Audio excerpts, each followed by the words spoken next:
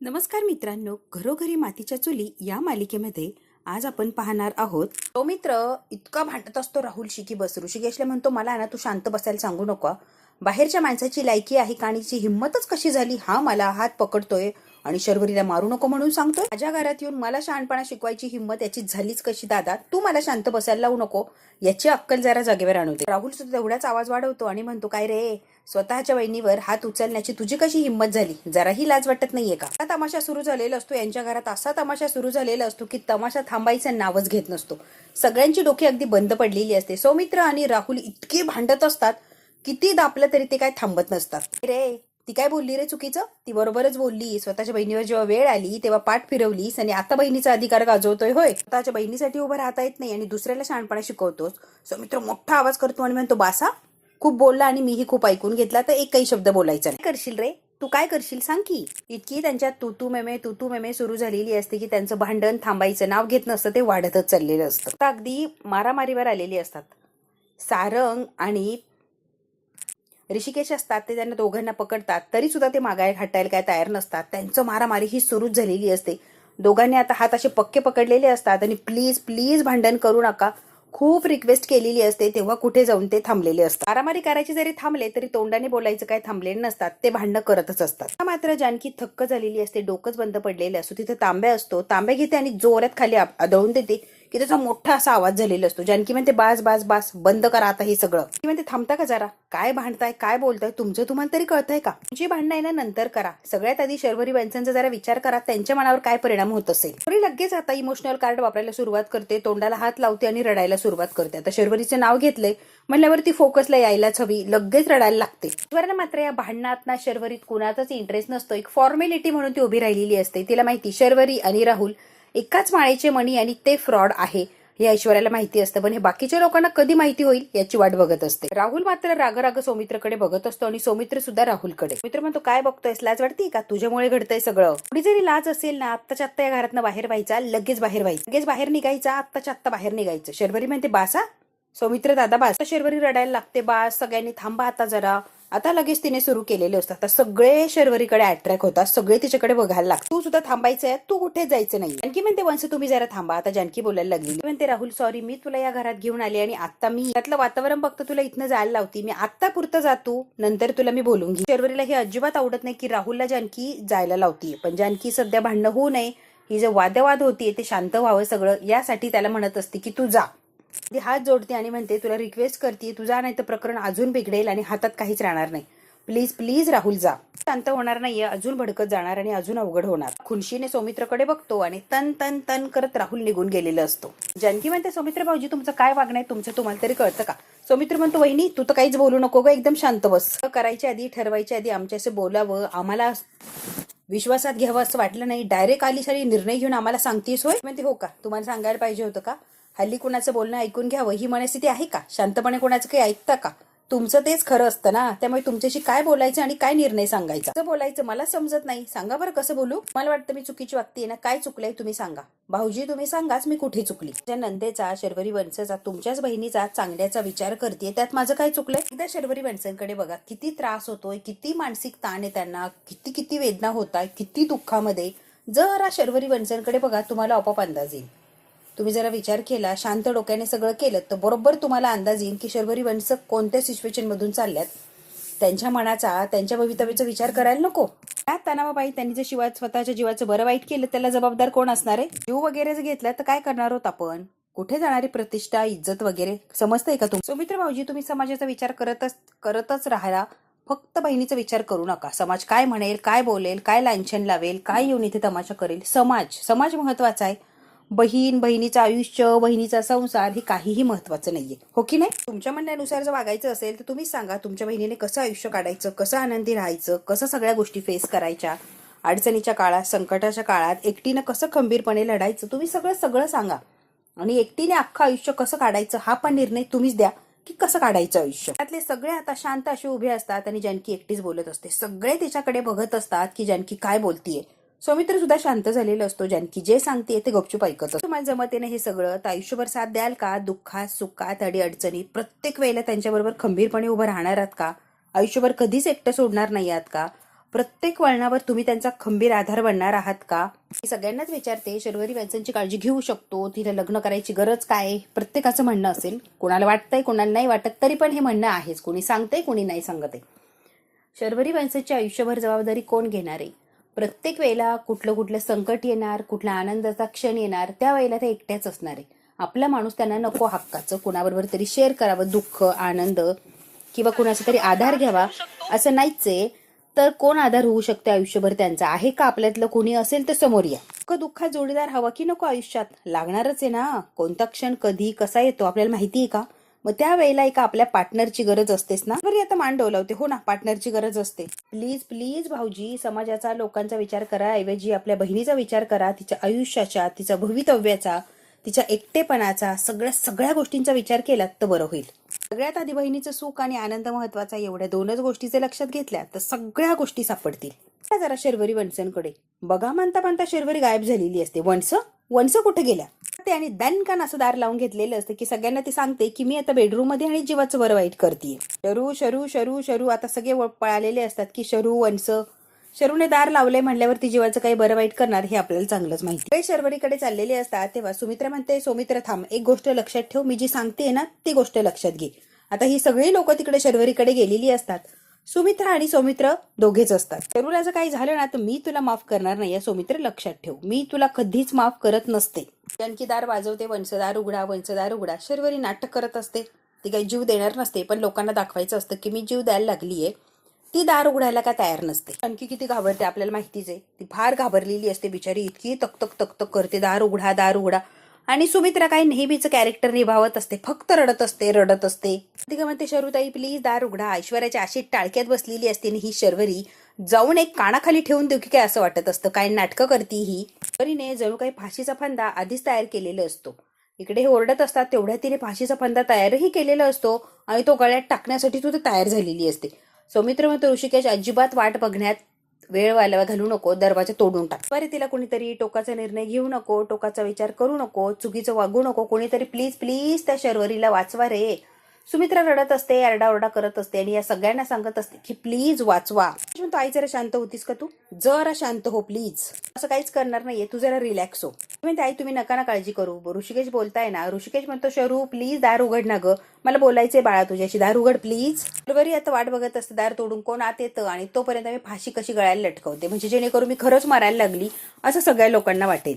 सारंग म्हणतो, ताई प्लीज दार उघड ना ग, का वेडेपणा करतेय, उघड ना दार. आताच पण ऐकणार नाहीये का? दादा ऐकतो ना तुझं, मग तू ऐकायला हवंय ना बाळा, दार उघड ना प्लीज. मनातल्या मनात म्हणते तिला काहीच होणार नाहीये, उगीच सगळे घाबरताय, एवढे पॅनिक होताय, नाटकं करते ती. सुमित्रा म्हणते, ऋषिकेश तिला सांग आपण सगळे तिच्या बरोबर आहोत, आपण तिच्या बरोबर साथ देणार आहोत. तिला म्हणा असं काही जीवाचं बरं वाईट करू नको, टोकाचा निर्णय घेऊ नको, प्लीज ऋषिकेश सांग. आता फाशीचा फंदा स्वतःच्या गळ्यात लटकवून घेतलेला असतो. ऋषिकेश म्हणतो, प्लीज शरू दार उघड. शरू काय ऐकायला तयार नसते. शर्वरी इकडे फाशीचा फंदा लटकवून तयारच असते की मी कधी एकदाचे नाटक करते आणि ही लोक मला कधी बघतात की मी आता मारायला लागली होती.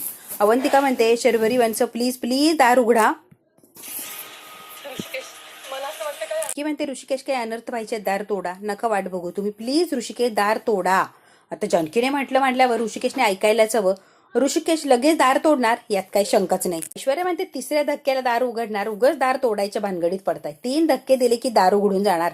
नाटकं किती करते शर्वरी, मी ओळखून की तिला. 3 धक्के दिले की दार उघडलेलं असतं. सगळे शरू करून आतमध्ये गेलेले असतात. ती शरू तिकडे वर तोंड करून फाशी लटकवत असते. सोडा मला. अगं काय करतेस तू, वेडी आहेस का? आता ऋषिकेशने तिला खाली घेतलेलं असतं, तिला थांबवण्याचा प्रयत्न केलेला असतो, तिला खाली उतरवलेलं असतं आणि ती खूप रडत असते बिचारी. ऋषिकेश म्हणतो, काय तुझा वेडेपणा सुरू आहे ग, तुला जराही काही वाटत नाही का? इतकं टोकाचं पाऊल उचलतीये, आईचा आमचा कुणाचाच विचार आला नाही का? काय करतीये तू बावळटसारखं, तुला माहिती शर्वरी. फार ऋषिकेश बोलत असतो, त्याला वाटत असतं की खरंच ही मरणार आहे आणि खरं तर तिने नाटकच तसं केलेलं असतं की कुणी जरी बघितलं तरी खरंच मी कंटाळली आणि जीवच देते असं वाटेल, अशी तिने परफेक्ट ऍक्शन केलेली असते. हे जे काय करतीये असं करताना बघून आईच्या मनाची काय अवस्था झाली असेल जरा तरी विचार आहे का शरू? इतकी रागाने बघत असते ही शर्वरीचे नाटकं. तिला असं वाटतं की या शर्वरीच्या 2 थोबाडी दिल्या की खरं काय ते बोलून टाकेन. काय नाटकं करते आणि सगळ्याच माणसांना कामाला लावतीये. मित्र म्हणते, शरू का ग वेडेपणा करत होते, माझा पण विचार आला नाही का तुला? काय हा वेडेपणा आहे शरू? ऐश्वर्या इतकी रागाने बघत असते या शर्वरीकडे, काय करू आणि काय नाही ऐश्वर्याला सुचत नसतं, पण सगळे असल्यामुळे ती बोलूही शकत नसते. आता लगेच सुमित्रा म्हणते, शरू तुला माझी शपथ द्या, तुला माझी शपथ आहे, परत जर स्वतःच्या जीवाचं काही बरं वाईट करून घ्यायचा प्रयत्न केला तर माझ्याशी गाठे लक्षात घे. परत असं तू काहीच करणार नाही. शरूचा वेडे वाकडा विचार अजिबात करायचा नाही. राहुलशी लग्न मी स्वतः लावून देईन, कळतंय का तुला? आता परत असा विचार करू नको आणि स्वतःचा जीव द्यायचा प्रयत्न करू नको. मी राहुल बरोबर तुझं लग्न लावून देणार, हा शब्द आहे माझा. आता काय, तिला हवं ते झालेलं असतं. सुमित्रा काही न करता काही न म्हणता तयार झालेली असते. जानकीने समजावण्याची गरजच पडलेली नसते. एका मिनिटात राहुल आणि शर्वरीच्या लग्नाला सुमित्राने होकार देऊन टाकले. झालं ना तुझं लग्न एकदा राहुलशी झालं की टेन्शन नाही आणि सौमित्राला मी हँडल करील. तू सौमित्राची काळजी करू नकोस. ऐश्वर्या म्हणते व्हेरी गुड. जय शर्वरीला हवं होतं, फायनली तिने करून घेतलं. तिला राहुल बरोबर लग्न करायचं होतं, घरच्या लोकांना कन्व्हिन्स करायचं होतं, बरोबर तिने ते आणि तसंच करून घेतलं. आता काय, राहुलशी लग्न लावून द्यायला घरचे लोक तयार झाले. शर्वरीला काय आता टेन्शनच राहिलं नाहीये. आता हवं ते करणार आणि हवं तसं ती वागणार. यासाठी तर सगळं नाटक चाललं होतं. ऐश्वर्या मनातल्या मनात इतकी चिडलेली असते, इतकी बडबड करते. ही शर्वरी एक नंबरची पोहोचलेली चीज आहे. बरोबर तिने संधी साधली आणि संधीचं सोनं करून घेतलं. काही न आडेवेडे घेता आईने डायरेक्ट लग्नाला परमिशन देऊन टाकलेली असते.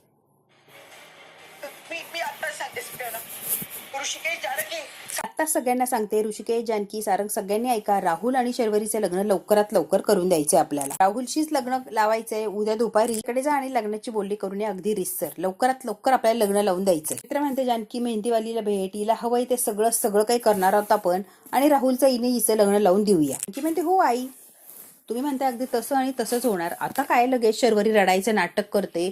फार दुःख वाटत असतं पण राहुलशी लग्न करायचं असतं. इतकं नाटक करते की सुमित्रा रडत असते, अजून रडायला लागलेली असते. रडू नको बाळा, रडू नको. आता असा मोठा भोंगा पसरलेला असतो. आई सॉरी आई, मी तुला दुखवलं, मी जीव देण्याचा प्रयत्न केला, खरंच सॉरी आई. आणि जोरात ही शर्वरी आता रडायला लागलेली. त्यांनाच वाईट वाटत असतं खरं तर की काय अवस्था आहे बिचारीची. वडील गेले, नवरा गेला आणि महिनाभराच्या आतच मित्राबरोबर लग्न करते. किती वाईट अवस्था आहे. सगळ्यांना फार वाईट वाटत असतं शर्वरीच्या बाबतीत. शर्वरीला आणि राहुलला फक्त आणि फक्त ऐश्वर्यानेच ओळखलेलं असतं आणि बरोबर ती सांगत असते की हे दिसतात तसे नाहीये, हे काय आहे ना हे फक्त मला माहितीये. काय रडत असते ही शर्वरी सुमित्राच्या गळ्यात पडून. बापरे, हा सगळा सोहळा अजिबात करू नको. मेहंदी वगैरे काही करायची गरज नाही आई, तुला आत्ताच सांगते. थाटमाट काही करू नको, कारण थाटमाट करायची ही वेळ नाही आई, प्लीज. ते आता ऋषिकेशच्या गळ्यात पडते आणि रडत असते. सॉरी दादा, मी सगळ्यांना त्रास दिला ना रे. आय एम एक्स्ट्रीमली सॉरी, माझ्याकडनं सगळ्यांनाच त्रास झाला. अजिबात काही थाटमाट नकोय. मेहंदीवाली अमकं डेकोरेशन काहीही नको. साधं सुद्धा लग्न लावून द्या बस, माझी काहीच इच्छा नाहीये. मित्र म्हणते शरू, तुला हवं तसं आणि तसंच आपण करूया. अगदी तुला त्रास द्यायचा असं आमचा काहीच हेतू नाहीये. तू म्हणशील तसं आम्ही करायला तयार आहोत. असा वेडा वाकडा विचार मनात आणू नको गो बाई, प्लीज आमचा जीव टांगणीला लावू नको. काहीही विचार करू नको शरू, प्लीज. मित्र म्हणते चला प्रत्येकाने एक जबाबदारी वाटून घ्या. कुणी कॅटरिंग, कुणी गुरुजी, कुणी काय लाइटिंग, प्रत्येकाने वेगवेगळी जबाबदारी घ्या. कुणी डेकोरेशन वाल्याला बोलवा आणि सगळा सोहळा अगदी थाटामाटात अगदी कमी वेळात आपण पार पाडूया. तर सुमित्राने ऑर्डर सोडलीये. सगळे नावं, सगळ्या याद्या सुमित्रानेच दिलेली असतात की याला बोलवा त्याला बोलवा. त्यामुळे सगळ्यांना ते ऑर्डर फॉलो करायलाच लागतं. जबरदस्ती म्हणा किंवा मजबुरी म्हणा. त्याच्या मनासारखं सगळं काही करू आणि आनंदाने आपल्या शरूची पाठवणी करू. काय रडत असते बिचारी, काय रडत असते. आणि ती रडतीये म्हणून सुमित्रा सुद्धा रडत असते. फार त्यांच्या घरात छान असा इमोशनल ड्रामा चाललेला असतो. सौमित्र काय बिचारा रुसलेला असतो, रागावलेला असतो, चिडलेला असतो. मुळात त्याला हे जे चाललंय ते अजिबात आवडलेलं नसतं. आता सगळं शांत झाल्यावर, व्यवस्थित झाल्यावर ऋषिकेश आलेला असतो सौमित्रकडे. सौमित्र हॉलमध्ये बसलेलं. ऋषिकेश म्हणतो, सौमित्र शांत झालायस की नाही, की अजून सुद्धा रागे? शांत हो जरा, निवांत विचार कर प्लीज. ऋषिकेश म्हणतो, सौमित्र ऐकतोस का? तुझा हा राग, तुझा हा इगो सगळं काही बाजूला ठेव आणि प्लीज त्या शर्वरीवर चिडू नको किंवा चुकीचा काही विचार करू नको. एकुलती एक बहीण आहे, लाडकी बहीण आहे. आणि कसं आहे ना सौमित्र, तू चिडल्याने, रागराग केल्याने गोष्टी काही बदलत नसतात. एकुलती एक लाडकी बहीण आहे, तिला सुद्धा आधाराची गरज आहे ना. आणि तिला आपण प्रत्येक वेळेला आधार देऊ शकत नाहीये. जेणेकरून तिचा नवरा, जो कोणी तिचा नवरा होणार, तो ज्या प्रकारे तिला आधार देऊ शकतो त्या प्रकारे आपण आधार देऊ शकत नाही आहोत किंवा आपण तिला समजून सुद्धा घेऊ शकत नाही. त्यामुळे सौमित्र प्लीज तुझा रागराग, चिडचिड बंद कर. माहिती ना, लहानपणापासून आतापर्यंत आपल्या शरूचे सगळे हट्ट आपण पुरवत आलो. सगळे मिळून तिचा हा हट्ट सुद्धा पूर्ण करू ना. एवढी इच्छा आहे तर इच्छा पूर्ण करायला काहीच हरकत नाहीये. त्याच्याने तीही सुखी होणार आणि आपणही सुखी होणार. ती जर सुखी होणार असं ना आयुष्यभरासाठी, तर तिचं लग्न लावून द्यायला राहुलची काहीच हरकत नाहीये. आणि सौमित्र प्लीज ही गोष्ट जितक्या लवकर समजून घेशील तितक्या लवकर बेटर असेल. शरू किती दुःखात आहे, तिच्यावर काय प्रसंग आहे हे आपल्याला माहिती आहे ना. आणि प्लीज तू जानकीवर विश्वास ठेव सौमित्र. जानकी शरूचा विचार करतेय, चांगल्याचा, तिचं भवितव्याचा विचार करतेय, म्हणूनच एवढा मोठा निर्णय घेतलाय. तू जरा जानकीच्या बाजूने सुद्धा विचार कर की. अरे शर्वरीची काय अवस्था आहे, काय घालमेल आहे, जानकीला माहिती आहे ना आपल्यापेक्षा जास्त. म्हणूनच जानकीने एवढा कठोर निर्णय घेतलाय. अगदी काहीच दिवस झालेत, महिना सुद्धा झाला नाहीये, तरी सुद्धा तिचं लग्न लावून द्यायला बघते. कारण शर्वरी अशा अवस्थेत एकटीला सोडणं फार फार अवघड आहे. ती आत्ता जे केलं तो प्रकार कधीही एकटी असताना करू शकते. त्यामुळे प्लीज तिचं आणि राहुलचं लग्न आपण लावून देऊया, म्हणजे ती निदान सुखाने संसार तरी करेल आणि आपल्याला अजिबात कशाचं टेन्शन राहणार नाही. कळतंय का तुला सौमित्र? ऋषिकेश आता सौमित्रला त्याच्या पद्धतीने समजावून सांगण्याचा प्रयत्न करत असतो. या वेळेला सौमित्र अगदी शांत असतो. तो ऋषिकेशला काहीही बोलत नाही किंवा त्याला काहीही सुचवायला जात नाही. ऋषिकेश जे काय सांगतोय ते फक्त तो शांतपणे ऐकत असतो. राग धरायचं, रुसायचं याच्याने काहीच होणार नाहीये. उलट तुला त्रास होणार, बाकी तर काहीच होणार नाहीये. तुला जर त्रास होणार असेल, वेदना होणार असेल तर प्लीज प्लीज ऋषिकेश नको ना तू हे सगळ्या गोष्टी करू प्लीज. सौमित्राला इतकं समजावून सांगितलेलं असतं, इतकं समजावलेलं असतं की सौमित्र एक शब्दही बोलत नाही आणि गप्प बसून राहिलेला असतो एकदम. तो ऋषिकेशला जे काय सांगायचंय सगळं ऋषिकेशने सांगितलेलं असतं आणि सौमित्र तिथून तनकन निघून गेलेलं असतो. आता ऋषिकेशला वाईट वाटतं की सौमित्र मी एवढं समजावून सांगतोय, मग तो का निघून गेला. जानकी म्हणते हे बघा, तुम्ही सौमित्रचं बोलणं, म्हणणं, वागणं अजिबात मनाला लावून घेऊ नका. ते चिडतात माहिती ना, आणि चिडल्यावर ते कसे रिॲक्ट होतात हे सुद्धा आपल्याला माहिती.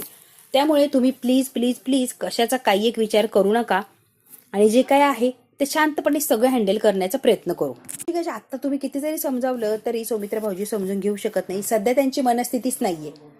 ते मनस्थिती नसल्यामुळे ते समजून घेत नाहीये. हळूहळू सगळं व्यवस्थित होईल आणि ते सुद्धा समजून घेतील आणि आनंदाने लग्नासाठी ते तयार होतील.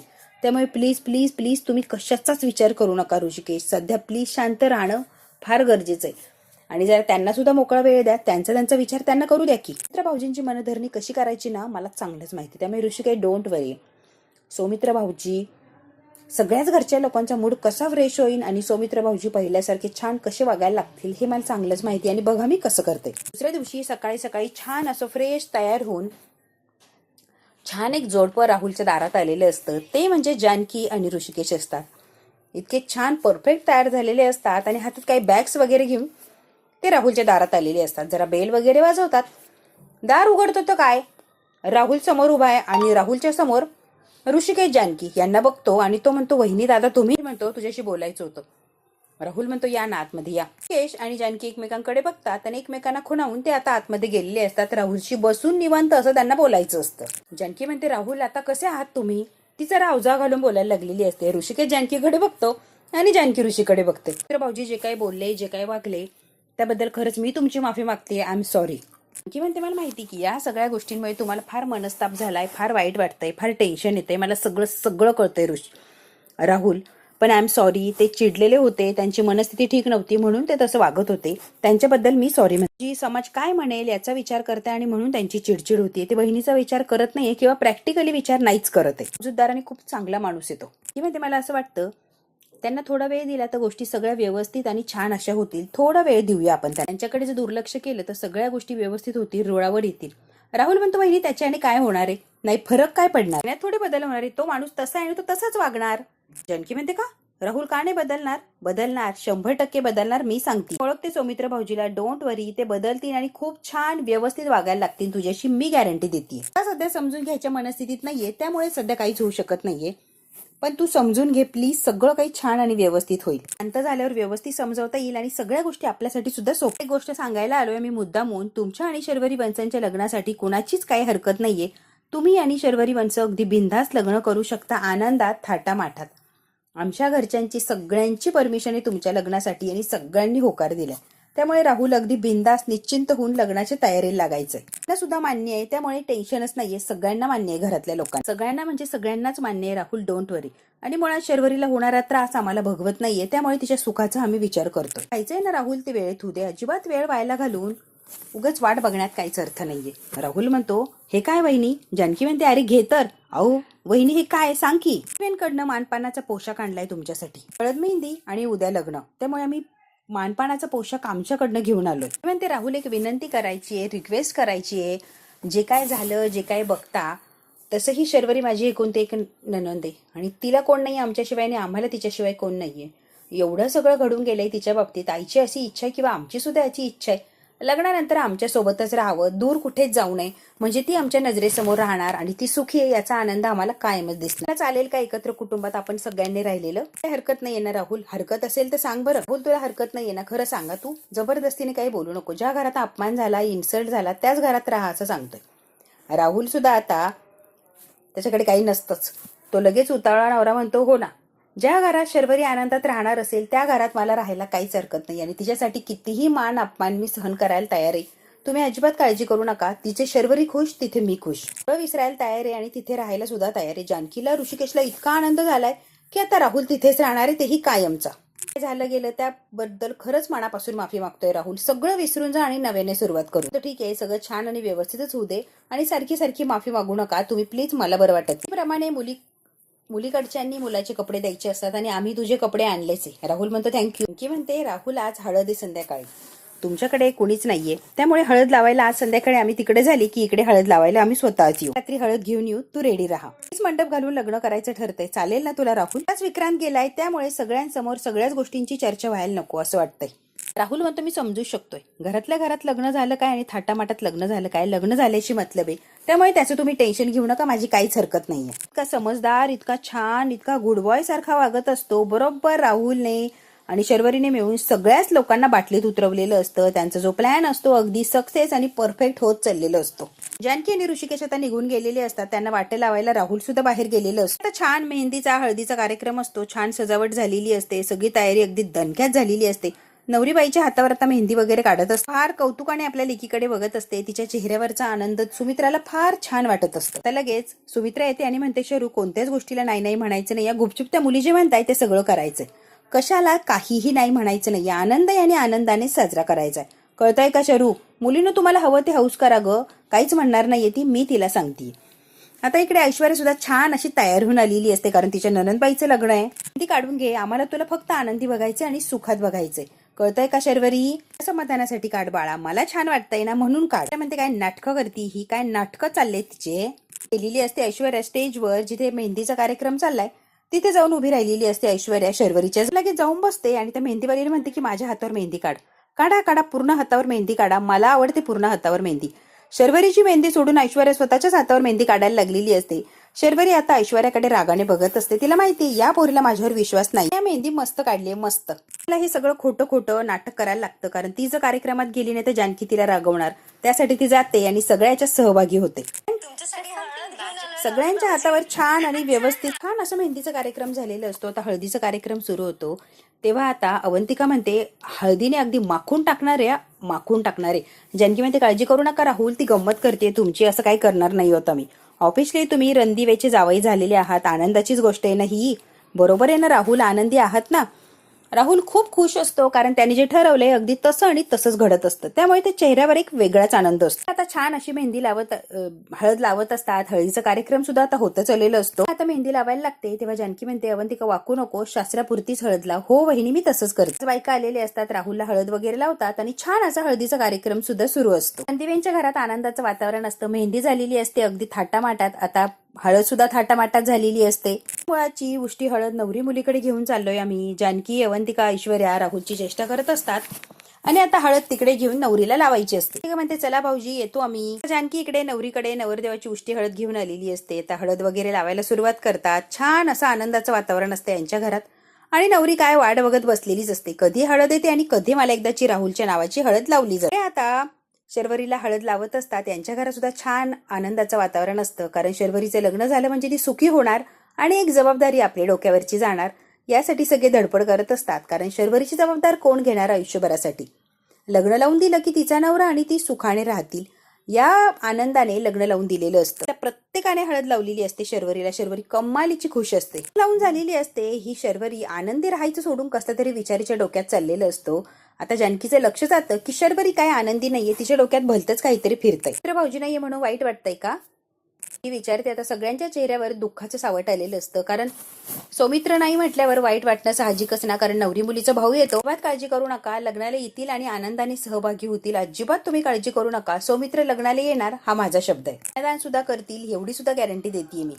कन्यादान सुद्धा भाऊजीच करतील ही सुद्धा गॅरंटी देते, त्यामुळे तुम्ही अजिबात काळजी करू नका. म्हणते मी त्या मोमेंटची नक्कीच वाट बघेल की दादा येणार आणि आनंदाने मला आशीर्वाद देते का. म्हणते ती मोमेंट नक्की येईल, ही मोमेंट सुद्धा एन्जॉय करा, कारण ही परत परत येत नसते. इतका राग येत असतो या शर्वरीची काय नाटकं चाललीत, मेहंदी काय हळद काय. म्हणते आपण सगळ्यांनी एक छान असं फोटो काढूया, या परत सगळ्यांनी मस्तपैकी फोटो काढू, अगदी फॅमिली फोटो होऊन जाईल. आता हा भाग तर इथे संपलेला असतो. पुढच्या भागात काय होणार आहे आपण अगदी थोडक्यात बघायचं. आता लग्नाचा दिवस असतो, सगळे छान असे तयार झालेले असतात, लग्नाची जवळजवळ बरीच तयारी झालेली असते आणि ही ओवी पिटुकली राहुल काकाची शूज लपवायला आलेली असते आणि जानकीकडे शूज आणून देते. हे राहुल काकाचे शूज आहे, जाऊन पटकन लपून ठेव. जानकी म्हणते हो हो ओवी असते, जुन्या कपाटात ते शूज लपून ठेवायला आलेली असते, जेणेकरून ते कोणाला सापडूच नाही. स्टोर रूम मध्ये कपाटात आलेली असते ते शूज ठेवायला. कपाट हलवते, उघडत नाही म्हणून वरून एक बॅग पडलेली असते, त्यात विक्रांतचं पाकिट असतं, त्याची डॉक्युमेंट्स वगैरे असतात. तेही नाना 3 दिवस आधी. वंश म्हणाले की विक्रांत भाऊजी त्याच दिवशी आले होते मोर्शी, ज्या दिवशी नानांचा खून केला, पण हे तिकीट तर 3 दिवस आधीच आहे. शर्वरी वंश आणि राहुल आपल्याशी खोटं बोलताय आणि सगळा गेम खेळत. जानकीच्या लक्षात आलेलं असतं जे काही चाललंय ते सगळं नाटक आहे आणि सगळं काही फसवाफसवी चालली. राहुल आणि शर्वरी मिळून अख्ख्या कुटुंबाला फसवताय आणि सगळ्यांचीच बर्बादी करताय.